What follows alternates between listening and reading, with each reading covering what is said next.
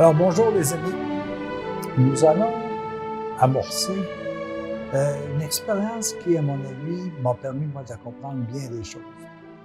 C'est l'approfondissement des lettres de Paul, ou si vous voulez, des épîtres de Paul.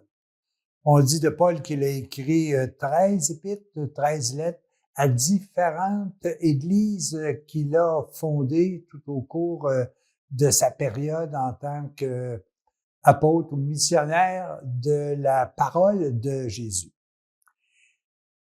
Mais avant de commencer, j'aimerais ça vous parler de Paul. D'abord, Paul, il s'appelait au tout début Saul. Il est né à Tarse au début du 1er siècle. De fait, il n'a jamais connu Jésus.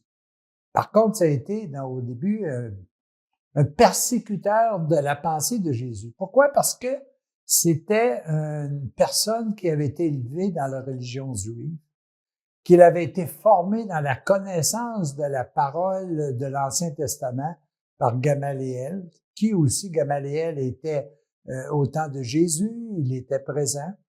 Et Paul était un fabricant de tentes. C'est drôle parce que ça m'a fait une image, c'est lorsqu'on parlait d'Abraham, lorsqu'il a commencé, lorsque Dieu a choisi le peuple d'Abraham comme étant son peuple choisi, ils habitaient dans des tentes. Il a mis les 10 commandements, l'arche d'alliance, dans une tente. Et là que notre ami Paul arrive, et lui, il est le fabricant de tentes. C'était son métier. Et ce que je trouve intéressant, puis peut-être que vous allez dire que j'ai une imagination très forte, mais c'est aussi à l'intérieur de nous, à l'intérieur de notre tente, que le Dieu créateur, celui qui m'a donné vie, habite. Moi, j'ai trouvé une petite relation qui est intéressante. Et comme Paul n'a pas connu Jésus, à ce moment-là, il a été le propagandiste, si vous voulez, de la parole de Dieu. Est-ce que moi, j'ai connu Jésus? Non, je n'ai pas connu Jésus. Est-ce que vous avez connu Jésus de son vivant? Non. Mais est-ce que vous le voyez vivant dans sa parole? C'est exactement l'exemple que Paul nous amène. Et ce que je trouve intéressant. Évidemment, dans le Nouveau Testament, on parle de 4 évangiles. Probablement qu'on parle de 4 évangiles parce que ce sont 4 personnes qui ont vécu au temps de Jésus. Mais peut-être que notre ami Paul a peut-être écrit un évangile. Mais comme il n'a pas vu Jésus de son vivant physique, à ce moment-là, on est porté davantage à parler des épîtres de Paul, des lettres de Paul aux différentes églises qu'il a créées lors de ses 3 grands voyages dans la Perse, dans la Grèce, aux Thessalonies. En tout cas, on le verra un peu plus tard d'une façon plus précise. Alors, notre fabricant de tentes, il a suivi les cours, évidemment, de toute la parole qui était à l'intérieur de l'Ancien Testament par son rabbin qui était Gamaliel. Il a adhéré au groupe des pharisiens. Et ça, je pense que c'est important parce qu'on connaît très bien le groupe des pharisiens. On connaît le groupe des sadducéens aussi. Alors, notre ami Saul était du groupe des pharisiens comme tel. Il a pris parti contre le christianisme. Il a été même un persécuteur. On le voit même assister au martyre d'Étienne, le premier martyr de l'Église catholique, de l'Église chrétienne. Et ça, c'est très intéressant de voir que Dieu a choisi que ce soit un médecin, que ce soit un collecteur d'impôts, que ce soit un fils d'une famille riche. Il a aussi été chercher un fabricant de tentes pour propager sa parole. Et ce qui est intéressant dans l'Acte des Apôtres, on dit toujours qu'une communauté qui se referme. Et là, on voyait très bien que la communauté de Jérusalem se refermait lentement. On avait peur, on savait pas, on était persécutés, on se regroupait en cachette, on ne prenait pas le risque d'avouer à tous ceux qui nous entouraient que nous étions de la doctrine ou de l'application de la parole de Dieu. Et là, voilà pas que notre ami Paul, après avoir reçu ce qu'on appelle sur la route de Damas la vision de Dieu, et c'était intéressant, il dit oui, je ne l'ai pas entendu, mais son enseignement, Jésus me l'a donné par révélation. Et ce que nous avons aujourd'hui, nous autres, c'est une révélation de la parole de Dieu. C'est ce qui me donne un lien qui est intéressant avec notre ami Paul.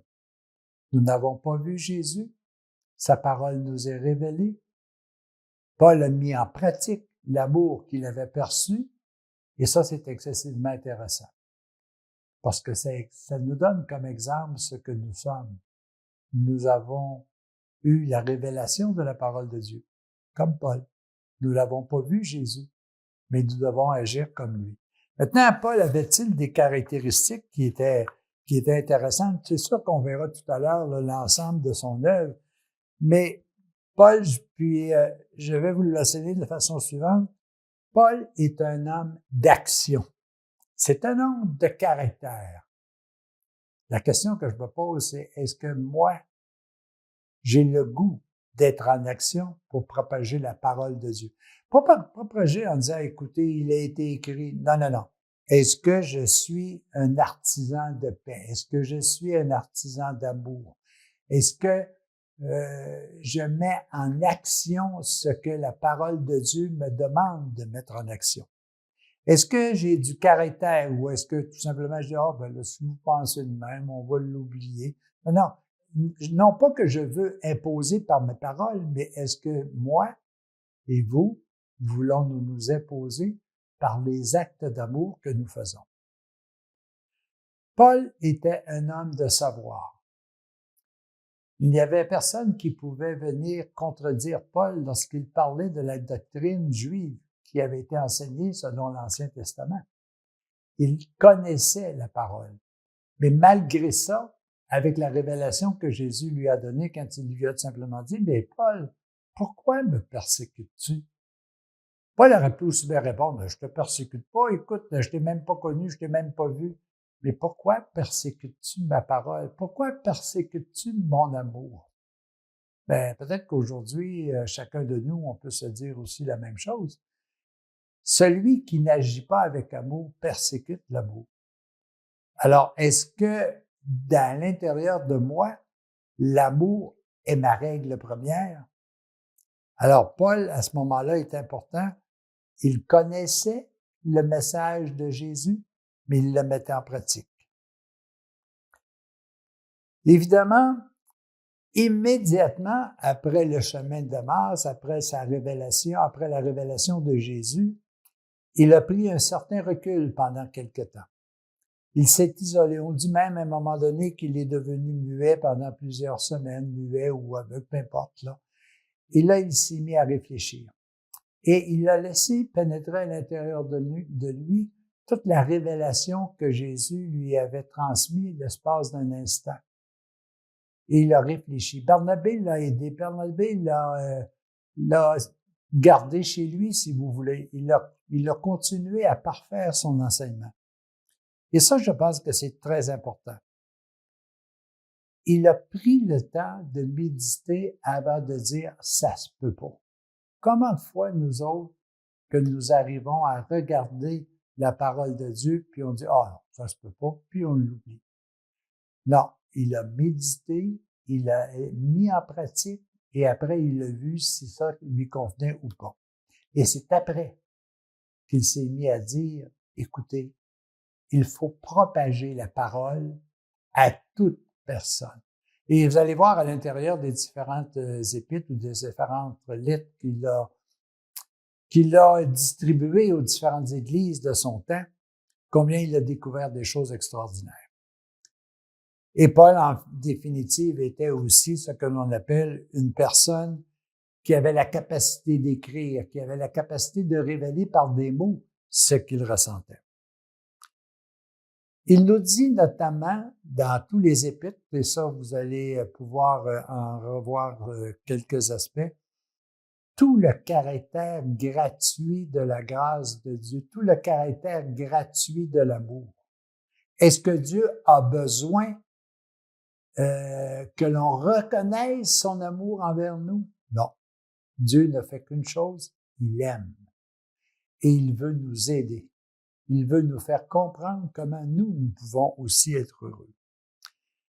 Paul, c'est la personne aussi qui a dit, écoutez les amis, là, Jésus n'est pas juste présent à l'intérieur des Juifs, à l'intérieur de ceux qui observent la coutume, la tradition juive.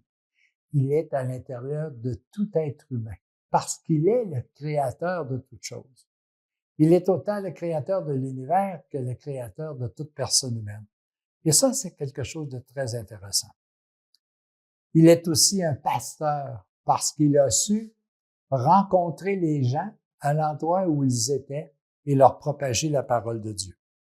C'est un grand mystique. C'est quelqu'un qui, en quelque sorte, vit véritablement l'expérience de la parole de Dieu, l'expérience de l'amour de Dieu. Alors, les amis, nous allons rencontrer au fur et à mesure des différentes épîtres, des différentes lettres adressées aux églises du temps de Jésus. Nous allons rencontrer Paul et nous allons, j'espère, approfondir davantage son enseignement. La première lettre que nous avons, c'est la lettre aux Romains. Ce n'est pas la première lettre que lui a écrite, mais comme Paul était assez bien placé, qu'il avait de l'influence, il a été considéré finalement citoyen romain. Et c'est pour ça que le premier message que l'on a, c'est vraiment une démarche qui nous amène à présenter la lettre que Paul a adressée à ses concitoyens romains. Et qu'est-ce que contient cette lettre? Alors, rapidement, je vais vous mentionner que Paul nous apprend à ce moment-là, puis lui, il est l'exemple parfait de ça, que le salut se fait par la foi. Il n'a pas rencontré Jésus, il a approfondi sa parole, il l'a mis en pratique, il lui a mis toute sa foi et sa confiance, et il a vu que cela était bon. Est-ce que moi, qui n'ai pas rencontré Jésus, est-ce que j'ai approfondi sa parole? Est-ce que j'ai essayé de la mettre en pratique? Et est-ce que j'ai pu, moi, déterminer si c'était bon ou pas parce que je l'ai mis en pratique?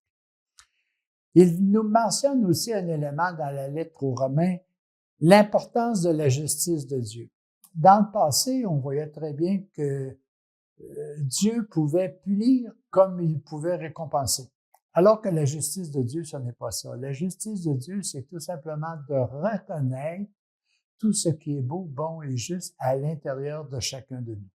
Il récompense les actes d'amour que l'on fait. Ça, pour moi, c'est excessivement important. Il mentionne aussi que Jésus est venu pour nous éveiller et nous libérer du péché. Regardez bien, il dit pas de nos péchés, il dit du péché. Et le seul péché, c'est de se comporter, d'agir comme si nous n'étions pas de création divine. C'est là l'égarement. Et lui nous dit, écoutez là, Jésus est venu et il nous a libérés de ça. Est-ce que nous acceptons la libération que Jésus nous a amenée? Est-ce que nous acceptons de nous comporter comme son enseignement il nous l'a donné? Ce n'est pas une question d'une multitude de petites fautes qui ont été créées par la suite que je fais encore aujourd'hui. Mais est-ce que je suis dans le plan divin ou est-ce que je suis dans le plan de la matière? Un autre élément qui est important aussi, c'est